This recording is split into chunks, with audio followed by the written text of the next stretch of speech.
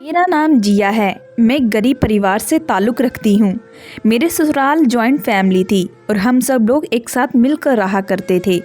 मेरी बेटी को अपने चाचा से इतना प्यार था कि वह अपने चाचा के हाथ से ही रात का खाना खाया करती। अगर मैं उसे अपने हाथ से खाना खिलाती तो वह रोने लगती। चाचा भतीजी में इतना प्यार देकर मैं बहुत खुश होती। लेकिन हैरत की बात तो यह थी कि जब मैं अपने देवर के रिश्ते की बात करती तो मेरी बेटी कोई ना कोई कमी निकाल कर इनकार कर दिया करती। एक दिन मैं अंधेरा करके अपनी बेटी के कमरे में देवर के कपड़े पहन कर चली गई। अभी मुझे उसके कमरे में आए हुए 5 मिनट ही गुजरे थे कि मेरी बेटी ने आते ही एक ऐसी बात कही जिसे सुनकर मेरे पैरों तले जमीन निकल गई। माता पिता अक्सर अनजान रहते हैं और उनके बच्चे ऐसा काम करने लगते हैं जिनके बारे में माता पिता ने कभी सोचा भी नहीं होता। मेरा पति इस दुनिया में बहुत जल्द ही गुजर गया। भगवान ने मुझे एक खूबसूरत बेटी दी और मेरे ससुराल में मेरा एक देवर भी था जो मेरे पति से उम्र में छोटा था। एक औलाद होने के बाद मुझे दूसरे बच्चे की ख्वाहिश नहीं थी और मेरे पति मेरी शादी के 5 साल बाद मर गए। मेरे पति के 2 भाई, मेरा देवर अतुल जिसने हमेशा अपनी माँ सम्मान मुझे समझा क्योंकि मेरा पति के माता पिता इस दुनिया में नहीं थे। शादी के बाद मैंने अपने देवर की बहुत इज्जत की और उसका ख्याल रखा। हम पहले गांव में रहा करते थे। वहाँ के पड़ोस के लोग हमें बहुत ज़्यादा तंग करते। हम लोग गरीब थे इसलिए अपने मोहल्ले को छोड़कर ऐसे जा भी नहीं सकते थे। मैं विधवा औरत थी, इसी वजह से लोगों ने मुझे किसी तरह के ताने देने में कोई कमी ना छोड़ी। बल्कि एक बार तो मेरे पड़ोस में रहने वाली सुमन भाभी ने एक बार मुझ पर इल्ज़ाम लगा दिया कि मेरा उनके पति के साथ अफेयर चल रहा है।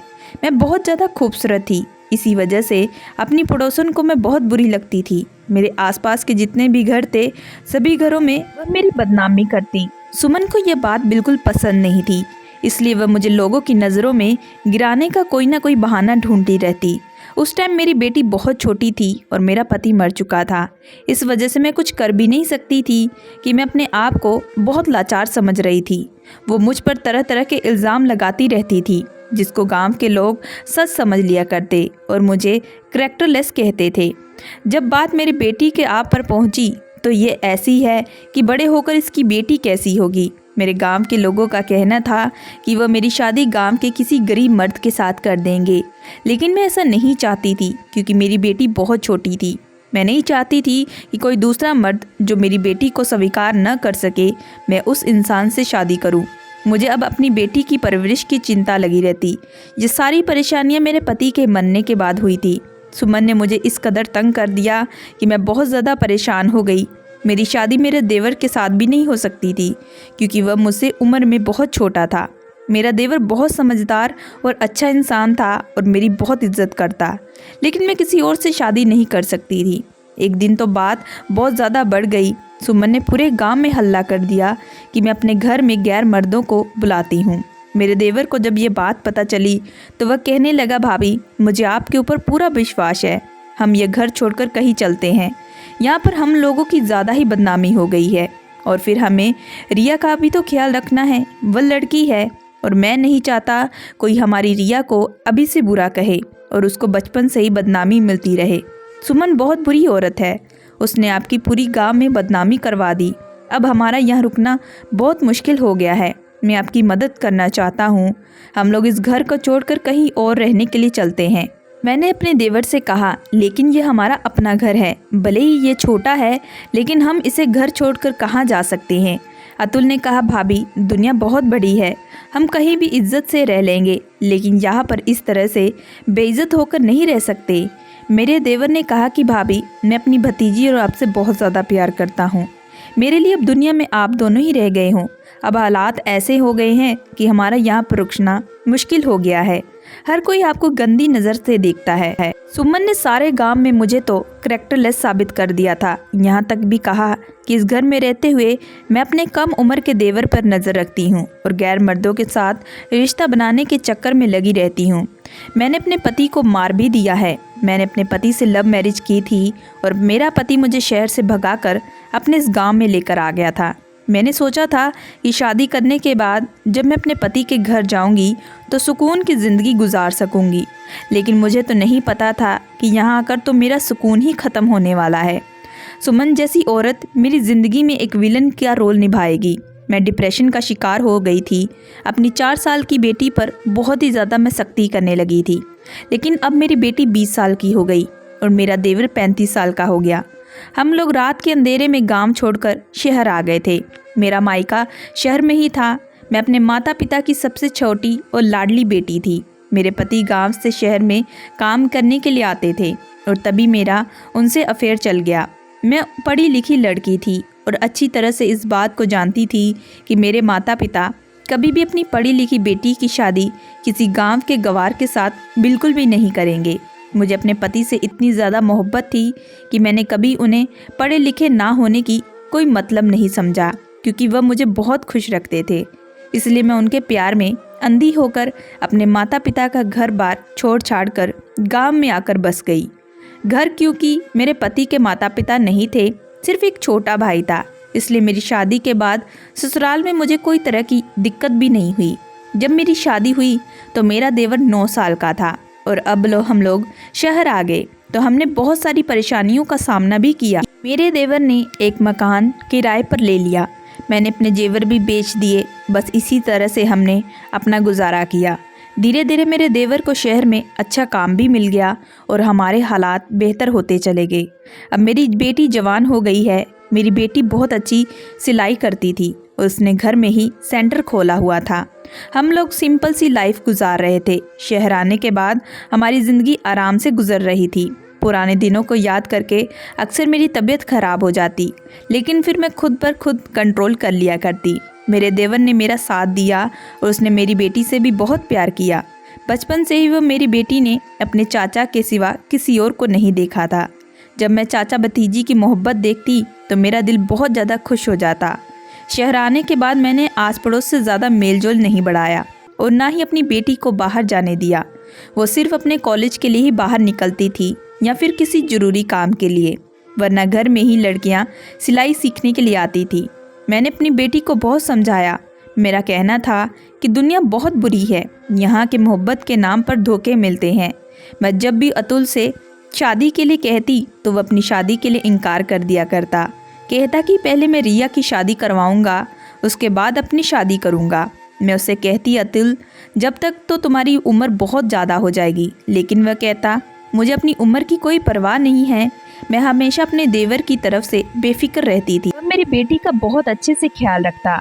मेरी बेटी को एक दोस्त की तरह रहता था।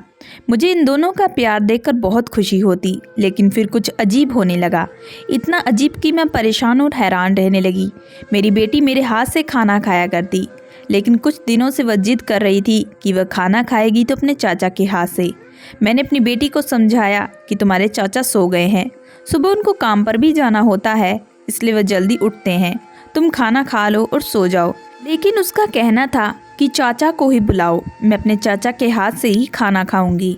मुझे उसकी बात से बहुत गुस्सा आया। मैंने उससे कहा कि ये क्या हरकत है, छोटे बच्चों की तरह जिद पर लगा रखी है। इतनी ही देर में कि कड़क आवाज़ सुनकर मेरा देवर भी रिया के कमरे में आ गया। शायद मेरी कड़क आवाज़ में उसको जगा दिया था।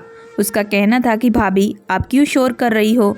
मैंने उसके बताया कि ये जिद कर रही है कि इसको तुम्हारे हाथ से ही खाना खाना है। मेरी ये बात सुनकर अतुल हंसने लगा और कहने लगा, बस इतनी सी बात, कोई बात नहीं, मैं रिया को अपने हाथ से खाना खिला देता हूँ। रिया ने अतुल के हाथ से खाना खा लिया और अतुल रिया के कमरे में ही लगभग 1 घंटे तक बैठा रहा। रात के 11 बज चुके थे। मैंने कहा, खाना खिलाते खिलाते तुमने पूरा 1 घंटा लगा दिया। सुबह तुम जल्दी भी उठते हो, इस तरह से इतनी रात तक जागोगे तो फिर कैसे सुबह को आँख खुलेगी। तो वह कहने लगा, भाभी हम चाचा भतीजी बातें कर रहे थे, बस बातें करने में कुछ टाइम लग गया। मैंने अतुल से कहा, बातें करने में टाइम खराब मत किया करो, चलो जाकर सो जाओ। मुझे बड़ी हैरानी हो रही थी कि अचानक रिया को क्या जिद लग गई है कि उसको अपने चाचा के हाथ से ही खाना खाना है। फिलहाल ये बात कई दिनों तक इसी तरह से चलती रही, लेकिन ये एक दिन की बात तो नहीं थी। अतुल उसको अब रोज़ खाना खिलाने के बहाने 2 या 3 घंटे से पहले उसके कमरे से बाहर नहीं निकलता। मुझे लगा कि शायद वह दोनों आपस में टीवी देखते होंगे, जिससे वह बिजी हो जाते होंगे। लेकिन जब मैंने एक दिन जाकर देखा तो ऐसा कुछ भी नहीं था। कमरे में बस बैठे दोनों बातें कर रहे थे। एक दिन तो 2.5 घंटे से ज़्यादा हो गया और मुझे बहुत गुस्सा आ गया। जैसे दरवाज़ा बजाने की कोशिश की तो मैं हैरान रह गई कि दरवाज़ा तो अंदर से बंद था। मैंने ज़ोर ज़ोर से दरवाज़ा पीटना शुरू कर दिया और दरवाज़ा खुलते खुलते 10 मिनट लग गए। मैंने कहा, यह दरवाज़ा अंदर से बंद क्यों किया और फिर मैं कितनी देर से दरवाज़ा बजा रही हूँ? क्या दरवाज़ा खोलने में इतनी देर लगती है? तुम दोनों दरवाज़ा बंद करके अंदर क्या कर रहे हो? भला यह भी कोई तरीका है? अतुल ने कहा। भाभी, दरवाज़ा शायद गलती से बंद हो गया होगा। हम लोग टीवी देख रहे थे, इस वजह से हमें आवाज़ नहीं आ रही। मैंने कहा कि तुम लोग रात के 3 बजे टीवी देख रहे हो, यह भी कोई टाइम है टीवी देखने का? और तो और यह ऑटोमेटिक दरवाज़ा नहीं है जहाँ पर कुंडी खुद ब खुद लग जाएगी। मैंने अपने देवर से कहा कि जाओ जाकर अपने कमरे में सो जाओ और आइंदा दोनों कभी ऐसी हरकत मत करना। मैं अपनी बेटी को भी डांट लगाई।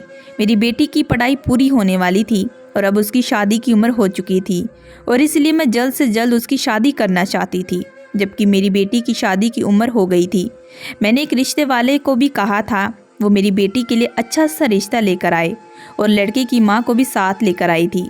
लड़के की माँ ने मेरी बेटी को देखा और 2-3 सवाल किए और उसके बाद मैंने अपनी बेटी को कमरे में भेज दिया।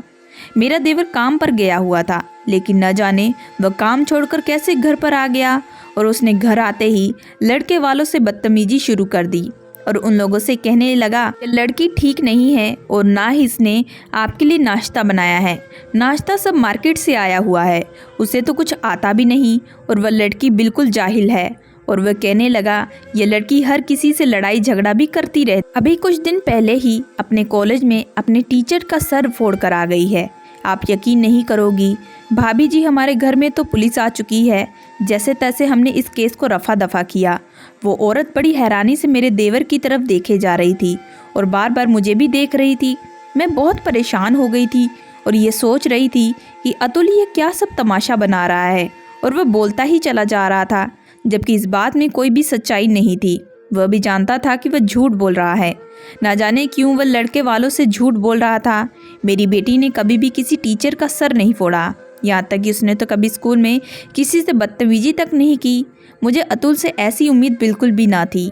तभी लड़के की माँ कहने लगी, ऐसी बदतमीज लड़की से हमें रिश्ता नहीं करना, और वह बहुत सारी बुरी बातें बोलकर हमारे घर से चली गई।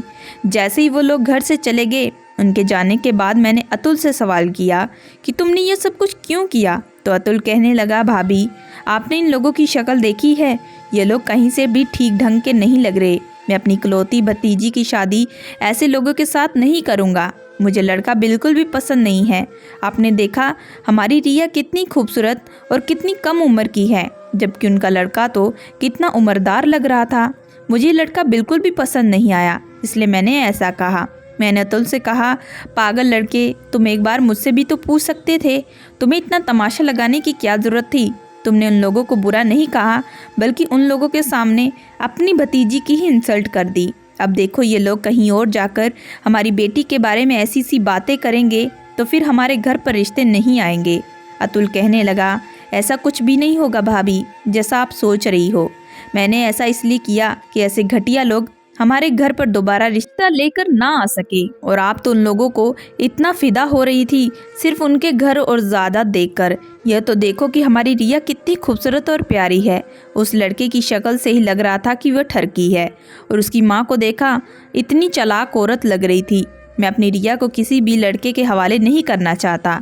मुझे अतुल की इस हरकत पर बहुत ज़्यादा गुस्सा आ रहा था, लेकिन अब जो हो चुका था वो हो गया। उन लोगों से दोबारा बात करने का कोई फ़ायदा नहीं था। एक दिन मैं अपनी बेटी के कमरे की सफाई कर रही थी और वह कॉलेज एग्ज़ाम देने के लिए गई हुई थी, तो उसका मोबाइल घर पर ही रह गया। मैं उसके कमरे में ही मौजूद सफाई कर रही थी कि तभी अचानक रिया के मोबाइल पर किसी का फ़ोन आने लगा। मैंने जब कॉल रिसीव किया तो रिया के कॉलेज की एक फ्रेंड बोल रही थी। वह कहने लगी, आंटी इतने दिनों से रिया की तबीयत कैसी है?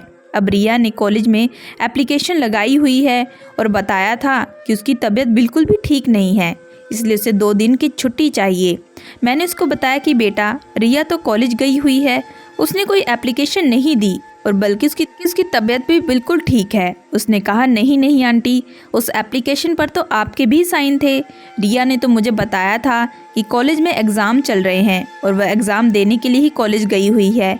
लेकिन उसकी सहेली ने बताया कि नहीं आंटी, कॉलेज में एग्ज़ाम बिल्कुल भी नहीं चल रहे, बल्कि काफ़ी दिनों से रिया कॉलेज नहीं आ रही है। मैं बहुत परेशान हो गई थी, न जाने मेरी बेटी क्या कर रही थी। घर से तो रिया कॉलेज का कहकर निकलती, फिर वह कॉलेज क्यों नहीं जा रही थी। मैंने इसकी सहेली से बोल दिया कि तुम उसको मत बताना कि तुम्हारी मेरी बात हो गई है, और कॉल काट कर मैंने रिया का मोबाइल वहीं उसके कमरे में तुरंत रख दिया। शाम को मैं अतुल और रिया को बुलाया और कमरे का माहौल बिल्कुल अदालत जैसा बना हुआ था। मैंने रिया को उसकी दोस्त की कॉल के बारे में खुद ही बता दिया और सब पूछ लिया, ये सब क्या है और तुम कॉलेज के बहाने कहाँ जाती हो। तुम्हारी सहेली बता रही थी कि तुम लगभग 5 दिन से कॉलेज नहीं जा रही हो और तुमने एप्लीकेशन भी दी है जिस पर तुमने मेरे फर्जी साइन कर दिए। हिम्मत कैसे हुई तुम्हारी झूठ बोलने की और मेरे नाम से सिग्नेचर करने की। तुम ये सब क्या कुछ कर रही हो। अतुल और रिया दोनों ही सर झुकाकर खड़े हुए थे, क्योंकि उनको पता था कि उनकी चोरी पकड़ी गई है, इसलिए उनके पास बोलने के लिए कुछ भी नहीं था। मुझे बहुत गुस्सा आ रहा था कि तभी अचानक रिया कहने लगी कि मैं कुछ दिन की छुट्टी ले ली थी और मैं अपने दोस्तों के साथ मूवी देखने के लिए जाया करती थी चाचा की परमिशन लेने के बाद, और हम सब लड़कियां आपस में मिलकर पार्क भी घूमने जाते थे। मैंने कहा कि तुम्हें संडे का दिन तो घूमने और मूवी देखने के लिए नहीं मिलता है क्या। अतुल ने कहा, भाभी मेरा दिल कर रहा था मूवी देखने का, इसलिए मैंने ही रिया को कहा था। प्लीज़ भाभी मुझे माफ़ कर दो, मैं आपसे माफ़ी मांगता हूँ, और रिया को भी माफ़ कर दो, इसमें कोई गलती नहीं है। इन दोनों का बिहेवियर मुझे बिल्कुल समझ नहीं आ रहा था। न जाने ये लोग क्या कर रहे थे। घर में भी मेरा देवर और मेरी बेटी ये अजीब अजीब तरह की हरकतें करते। मैं अब दोनों पर कड़ी नज़र रखने लगी। ये दोनों घर पर खूब हंसी मजाक करने लगे, तो कभी आपस में 2-2 घंटे बैठकर बातें करते। चाचा भतीजी में कुछ ज़्यादा ही मोहब्बत हो गई थी। उन दोनों को एक दूसरे के अलावा और कुछ दिखाई नहीं दे रहा था। इसी बीच मैंने रिया के लिए एक और रिश्ता देखना शुरू कर दिया, और मैंने अपने देवर को कहा कि अगर लड़के में कोई कमी दिखी तो मुझे बताना। लोगों के सामने तमाशा बनाने की तुम्हें कोई ज़रूरत नहीं है, क्योंकि तुम इतना नहीं जानते हो कि ऐसा करने से तुम्हारी अपनी भतीजी की ही बदनामी होगी, और इस तरह से तुम्हारी भतीजी के रिश्ते आने भी बंद हो जाएंगे। ये बात सुनकर मेरे देवर ने एक बहुत बड़ी अजीब सी बात कही। उसने कहा कि मेरी भतीजी को रिश्ते की कोई कमी नहीं है। मैंने अतुल से कहा कि क्या कहना चाहते हो तुम, मतलब क्या है तुम्हारा कि रिश्ते की जरूरत नहीं है। तभी मेरा देवर कहने लगा, भाभी बस मेरे मुंह से निकल गया, ऐसी भी कोई बात नहीं है। मैं तो अपने देवर और अपनी बेटी से बहुत ज़्यादा परेशान हो गई थी। पता नहीं ये लोग क्या करते रहते हैं और अपने दिमाग में क्या क्या सोचते हैं। ये मेरी ही वजह से हुआ था कि मैंने अपने देवर और अपनी बेटी को ज़्यादा छूट दी थी। इस बार मैंने अपनी बेटी के लिए जो रिश्ता ढूंढा उसमें कोई गलती कोई निकाल नहीं सकता था। लड़का बहुत ही कम उम्र का था और देखने में भी बहुत हैंडसम था। उसकी फैमिली भी बहुत अच्छी थी और वह अमीर परिवार से ताल्लुक़ भी रखता था। मेरी बेटी से वह उम्र में बहुत ज़्यादा बड़ा नहीं था, और लड़के वालों को मेरी बेटी भी बहुत पसंद आ गई थी, क्योंकि मेरी बेटी रिया बहुत ज़्यादा खूबसूरत थी। मैंने जब अपने देवर की तरफ देखा कि अब तो वह कोई गलती नहीं निकाल सकता, अतुल चेहरे से बहुत ज़्यादा परेशान लगने लगा। लड़के वालों ने कहा कि हमें आपकी बेटी बहुत पसंद आ गई है और हम जल्द से जल्द मंगनी की रस्म करना चाहते हैं और जल्द से जल्द शादी करके आपकी बेटी को अपने घर लेकर आना चाहते हैं। मुझे ये बात सुनकर बहुत खुशी हुई थी। मैंने भी कह दिया कि हम 2 दिन बाद आप लोगों के घर आएंगे और तब तारीख तय करेंगे। जब वो लोग घर से चले गए तो मेरा देवर कहने लगा, हम यहाँ पर रिश्ता नहीं करेंगे। मैंने अतुल की तरफ हैरान होकर देखा कि ऐसा कि वह मेरी बेटी की शादी होने नहीं देना चाहता। मैंने कहा, क्यों नहीं करेंगे, क्या खराबी है इस रिश्ते में। मैंने कहा, ऐसे रिश्ते तो नसीब वालों को मिलते हैं, इतना पढ़ा लिखा रिश्ता कि मैं तो यहाँ अपनी बेटी की शादी करने के लिए तैयार हो गई हूँ, और शुक्र करो जो तुम्हारी भतीजी के भाग्य जाग चुके हैं। मैं तो अपनी बेटी की शादी इसी परिवार में करूँगी और वह भी जल्द से जल्द करूँगी। कहीं ऐसा ना हो कि ये रिश्ता हमारे हाथ से निकल जाए। वो लोग बहुत अमीर और पढ़े लिखे लोग हैं, साथ ही साथ अपने घर की बहू बेटियों पर कोई बाउंडेशन भी नहीं लगाते। मुझे उन लोगों की यह बात बहुत अच्छी लगी। उनका कहना था कि 2 दिन बाद ही आप अपनी बेटी को भी अपने साथ लेकर हमारे घर पर आ जाओ। दोनों बच्चे आपस में बैठकर बात कर लेंगे, क्योंकि उन दोनों को साथ ही अपनी ज़िंदगी गुजारनी है, इसलिए उनका बात करना बहुत ज़रूरी है। मैंने रिया के लिए भी एक अच्छा सा सूट निकाल लिया और अपनी भी खुद अच्छी सी तैयारी कर ली। लेकिन जब 2 दिन बाद हम उनके घर जाने के लिए निकलना था तो घर में ना तो अतुल मौजूद था और ना ही रिया। दोनों ही घर से कहीं निकल कर चले गए कि दोनों लड़के वालों के लिए फैमिली के लिए गिफ्ट लेकर आ रहे हैं, क्योंकि खाली हाथ जाना अच्छा नहीं लगता। क्योंकि उन दोनों को मार्केट गए हुए 2 से 3 बज चुके थे, अभी तक वह घर वापस नहीं आए।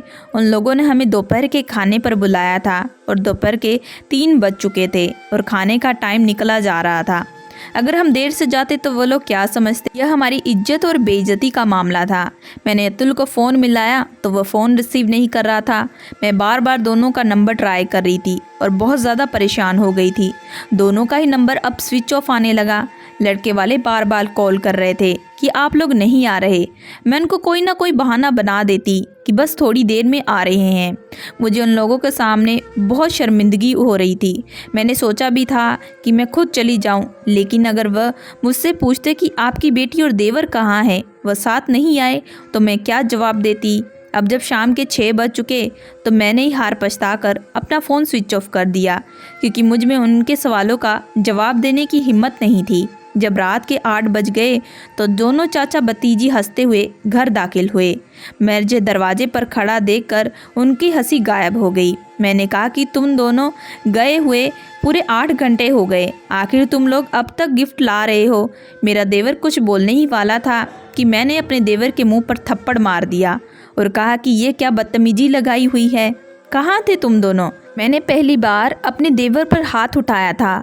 मेरी बेटी तो खामोश खड़ी हुई थी, लेकिन अतुल कहने लगा, भाभी अब मेरी बात कान खोलकर सुन लीजिए, मुझे उस घर में अपनी भतीजी का रिश्ता नहीं करना। मैंने कहा क्या मुसीबत है, सब कुछ तो ठीक है, घर परिवार, लड़का, उसके माता पिता और उसकी नौकरी, तो अब तुम्हें क्या परेशानी है, अब किस बात की कमी निकालोगे। इस पर अतुल ने कहा, यह लड़का कितना भी अच्छा बन जाए, लेकिन मुझे अपनी भतीजी की शादी इस लड़के से नहीं करनी।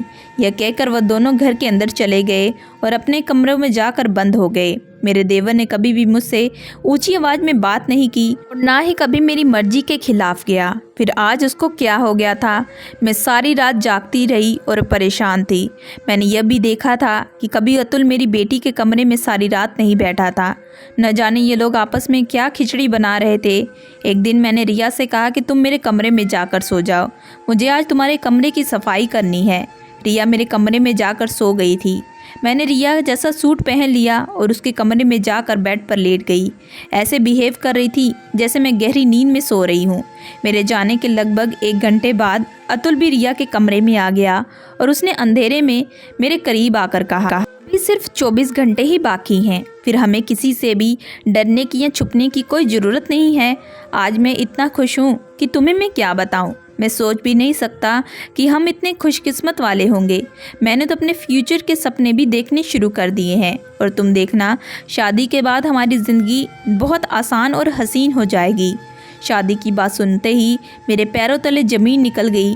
आखिर मेरा देवर ये किस तरीके की बातें कर रहा था। जैसे ही मेरे देवर ने यह बात कही तो मैं झटके से उठ गई और लाइट ऑन कर दी और अपने देवर के मुँह पर थप्पड़ दे मारा और उससे कहने लगी कि तुम यह किस तरह की घटिया बातें कर रहे हो। तुम किसी से शादी करना चाहते हो और तुम किसकी शादी पर कपड़े पहनने की बात कर रहे हो।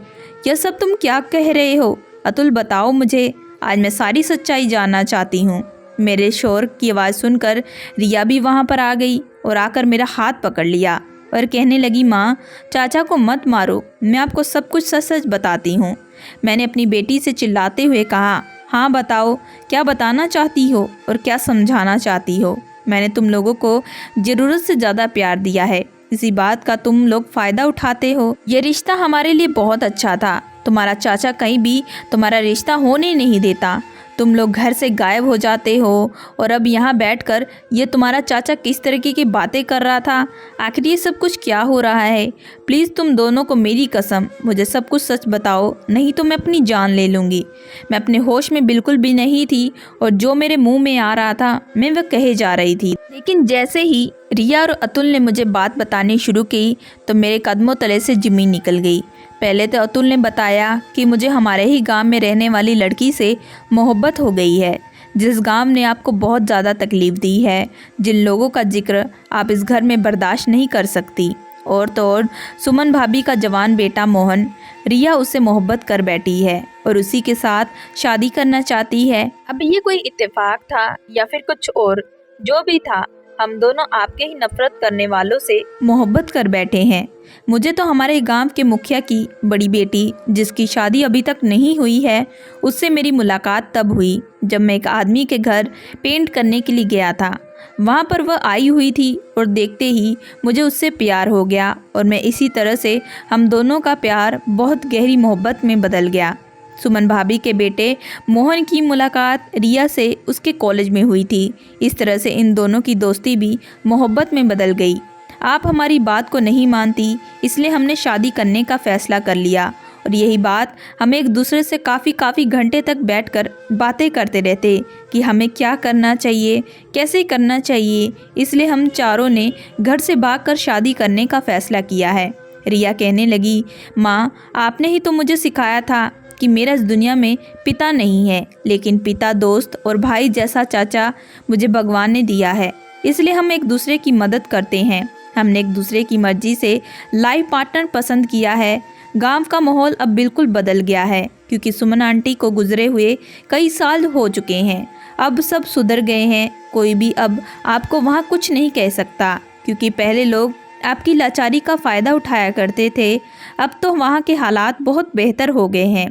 वो दोनों बोलते जा रहे थे और रोते जा रहे थे।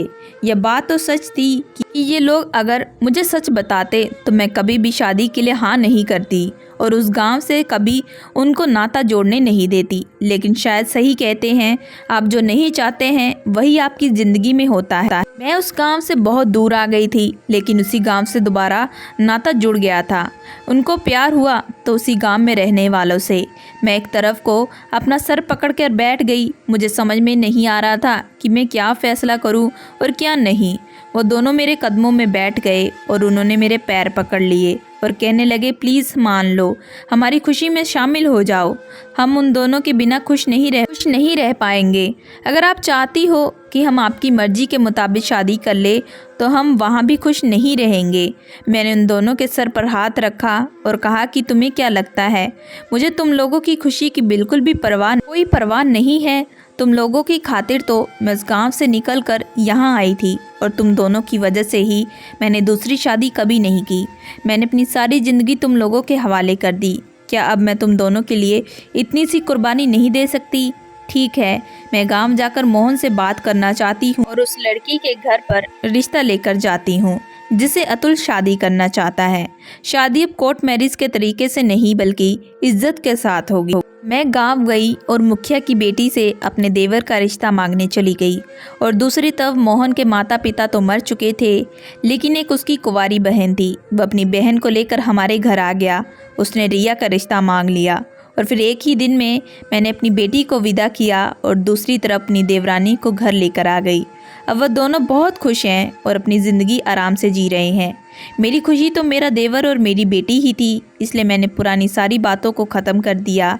मेरी बेटी अपनी ससुराल में बहुत खुश रहती है। सुमन का बेटा बिल्कुल भी सुमन पर नहीं गया, वह बहुत ही अच्छा और समझदार है। उधर मेरी देवरानी भी बहुत अच्छी है। दोस्तों, मैं आशा करती हूँ कि आप लोगों को ये कहानी पसंद आई होगी। अगर आप लोगों को ये कहानी पसंद आई है तो प्लीज़ हमारे चैनल को लाइक एंड सब्सक्राइब जरूर करिएगा एंड बेल आइकन का बटन जरूर दबाइएगा।